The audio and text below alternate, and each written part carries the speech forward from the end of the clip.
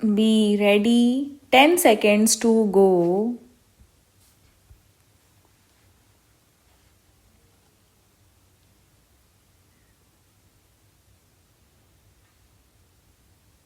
Start. Sir, I am grateful to you for the address which you gave us yesterday.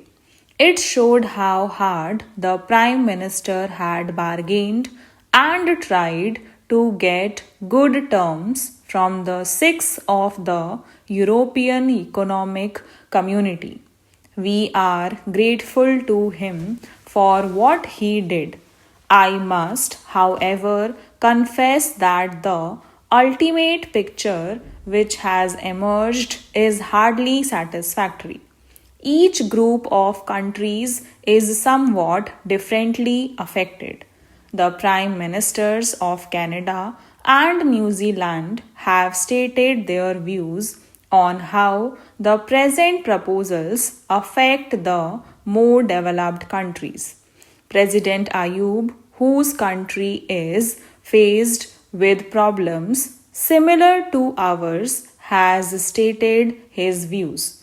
I largely agree with this general approach to the problem. I shall naturally deal with the problems facing developing countries like India. I should like to make some general remarks. You, Mr. Prime Minister, referred in your opening remarks to the world situation, the present conflict, the two world wars, and the need to prevent a collision between the two great powers. You also referred to Europe's concern with the East West conflict. We are all concerned with it. Every step which we now take must, therefore, be judged from this point of view, namely, whether it reduces tension between the East and the West and whether it decreases the threat of war. We fear that the effect of the present proposals and the UK's entry into the European community might be the reverse and might add to the tension between the East and the West.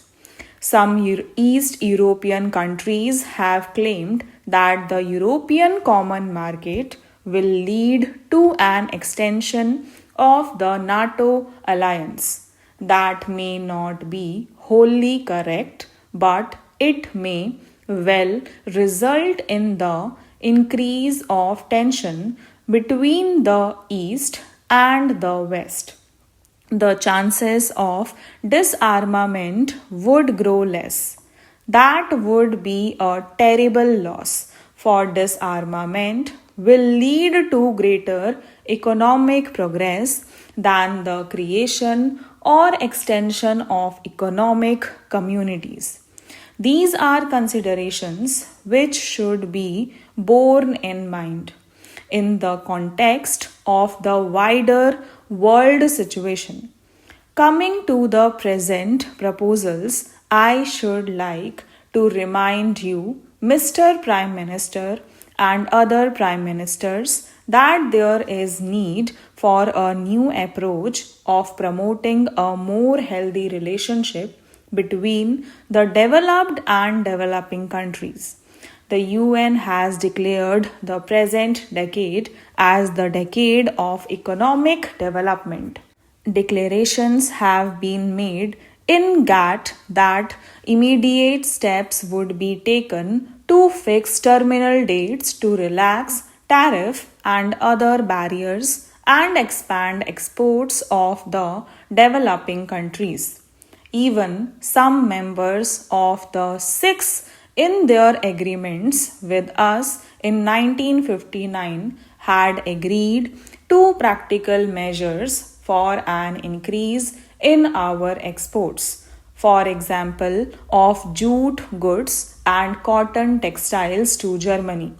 It was expected by us that as a result of a growing realization on their part that we could continue to import more and more from them only if we were able to export more and more, we would be able to work out trading arrangements to provide growing outlets for our products on the continent. This has been the general trend and approach. How far does this general approach fit in with the present proposals? I do not see them fitting in. The present proposals are vague and the approach so far made is not satisfactory. Comprehensive trade agreements are a good idea, but in the quest for what has been described as a balance of bargaining positions, the prospects of our being able to negotiate a really worthwhile agreement with the enlarged community seem to us to have been seriously prejudiced. The developing countries are struggling hard to raise the standard of living of their people and the levels of their production. It is impossible for us to import machinery and capital goods necessary for our development plans unless we can increase the level of our exports. We are grateful for the foreign aid, which is largely in the shape of loans and credits. These have to be paid back with interest. We can pay them back only through increasing our exports. There is no other way. We are in the middle of the third 5 year plan. The existence of trade links is important. We are thinking of our fourth and fifth 5 year plans in our perspective planning. We are naturally worried by the adverse effects of these proposals on our plans. The UK's entry into the EEC may well worsen the position not only in relation to our earnings of foreign exchange but in relation to unemployment and might have grave social consequences from the human point of view. All this does not fit in with an international approach or an approach of GATT as it is generally accepted. The accession of the United Kingdom to the EEC means some diminution of her sovereignty.